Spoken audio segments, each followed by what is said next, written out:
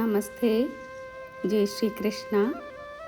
ശ്രീമദ് ഭഗവത്ഗീത അധ്യായം 4 ശ്ലോകം 24.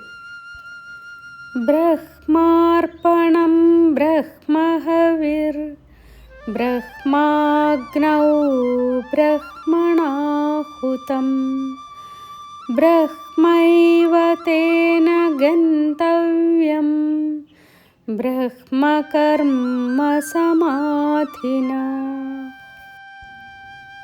ബ്രഹ്മമാകുന്ന ജ്ഞാനാഗ്നിയിൽ ബ്രഹ്മമാകുന്ന ഹവിസ് ബ്രഹ്മമാകുന്ന ഞാൻ അർപ്പിക്കുന്നു.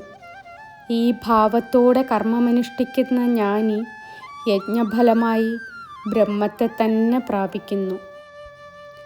ഈ ശ്ലോകത്തിലൂടെ ശ്രീകൃഷ്ണൻ കർമ്മത്തെ ബ്രഹ്മദർശനത്തോടെ കാണുന്ന അവസ്ഥയാണ് പഠിപ്പിക്കുന്നത്. ഒരു യജ്ഞത്തിൽ അർപ്പിക്കുന്ന വസ്തുവും അർപ്പിക്കുന്ന വ്യക്തിയും അഗ്നിയും അർപ്പിക്കുന്ന പ്രവൃത്തിയും എല്ലാം ബ്രഹ്മസ്വരൂപമാണെന്നിവിടെ പറയുന്നു. ഈ ശ്ലോകം ഭക്ഷണത്തിന് മുമ്പ് ചൊല്ലുന്ന പ്രാർത്ഥനയായും പ്രസിദ്ധമാണ്. സകലതിലും ബ്രഹ്മം. നമ്മൾ ചെയ്യുന്ന കർമ്മം, അതിനുപയോഗിക്കുന്ന വസ്തുക്കൾ, കർമ്മം ചെയ്യുന്ന വ്യക്തി, കർമ്മത്തിൻ്റെ ഫലം, ഇതെല്ലാം പ്രപഞ്ച സത്യമായ ബ്രഹ്മത്തിൻ്റെ വെവ്വേറെ രൂപങ്ങളാണ്. നാം കഴിക്കുന്ന ഭക്ഷണം ശരീരമാകുന്ന അഗ്നിയിൽ ഹോമിക്കപ്പെടുന്ന ഹവിസാണ്. ഭക്ഷണം കഴിക്കുന്നത് പോലും ഒരു ദിവ്യമായ യജ്ഞമായി മാറ്റാൻ ഈ ഭാവത്തിന് സാധിക്കും. അദ്വൈതഭാവം.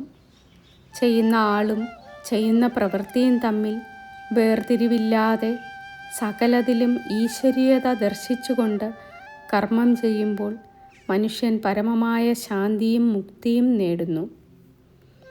കഴിക്കുന്ന അന്നവും ദഹിപ്പിക്കുന്ന വിശപ്പും കഴിക്കുന്ന ഞാനും ഒന്നായ ബ്രഹ്മം തന്നെ എന്ന അദ്വൈതഭാവത്തോടെ ഭക്ഷണം കഴിക്കാൻ ഈ ശ്ലോകം നമ്മെ ഓർമ്മിപ്പിക്കുന്നു. ഭക്ഷണം പാകം ചെയ്യുന്നതോ പഠിക്കുന്നതോ ജോലി ചെയ്യുന്നതോ കുടുംബത്തെ പരിപാലിക്കുന്നതോ എന്ത് കർമ്മമായാലും ഫലാസക്തിയില്ലാതെ ഈശ്വരാർപ്പണ ബോധത്തോടെ ചെയ്യുമ്പോൾ മനസ്സ് ശുദ്ധമാകുന്നു. ഹരേ കൃഷ്ണ. നന്ദി.